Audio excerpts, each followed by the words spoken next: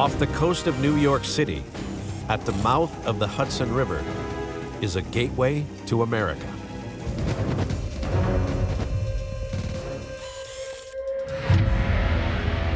In the shadow of Lady Liberty lies a 28-acre man-made landmass, scattered with 22 neat red brick buildings that contain a deadly past.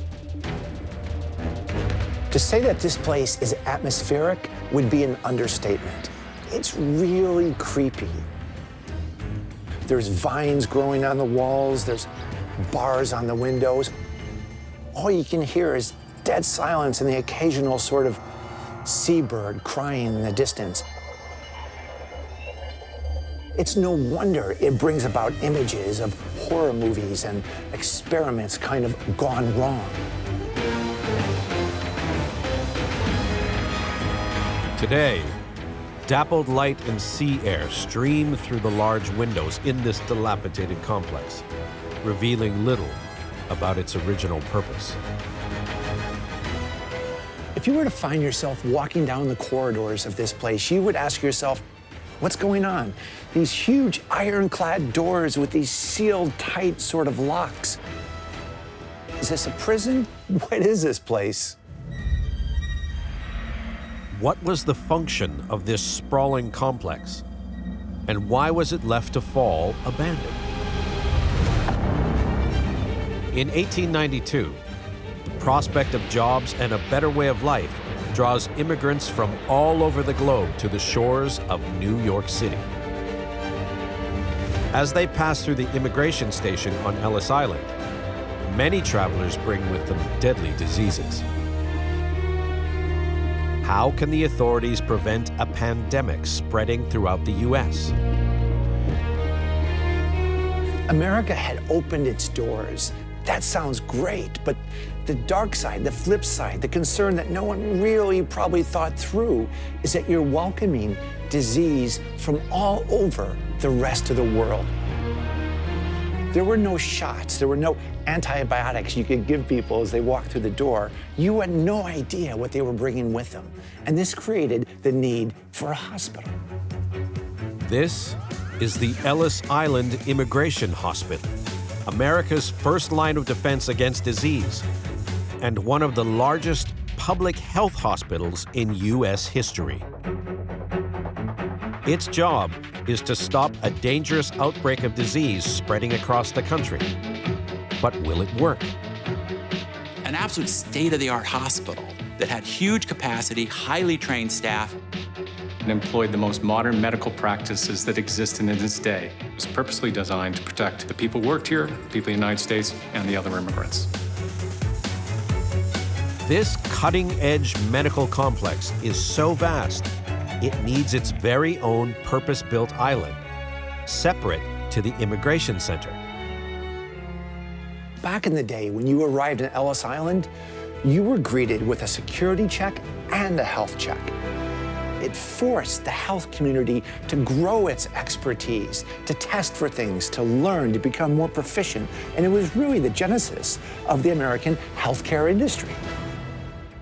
In 1898, construction begins on Island Number 2 that will increase the total mass to over 15 acres. But how can you build an island in the middle of the sea? We're taking inspiration from the ancient Roman engineers. So what they used to do, which was quite cunning, is to create 2 rings made out of timber logs and then pack the little space between these 2 rings with clay, pump the water out from the middle, and then you've got a dry space in which to work. Laborers fill the watertight framework of the island with rubble from the newly excavated New York subway. On the new island base, 6 dedicated hospital structures are built at a cost of over $23 million in today's money. By 1901, the hospital is processing huge numbers of immigrants. Most of us get nervous today going through airport security, but that's nothing compared to the anxiety that immigrants felt as they arrived at Ellis Island. We've been on planes for hours. They've been on boats for weeks in dire conditions, and they don't speak the language. You can imagine the anxiety, the confusion, and the tension on both sides. In 1907, over 1 million immigrants passed through Ellis Island. The medical complex is overwhelmed with patients. At the heart of the Hudson River, on this tiny landmass, was America's most advanced hospital. Today, it's a shell of its former self. But over 100 years ago, it was overrun by patients from all around the world. This is Ellis Island Hospital. But to isolate and control contagious diseases, they needed to build a third island, 200 feet across the water. One of the reasons Ellis Island was built on an island in the first place is because it isolated the complex from the rest of the North American population. There was some kind of epidemic or disease, it could be held on that island and wouldn't immediately be spreading through the rest of the population. Made up of 17 separate buildings, all dedicated to specific illnesses, the Contagious Disease Hospital can seal off each section and prevent the spread of deadly infection.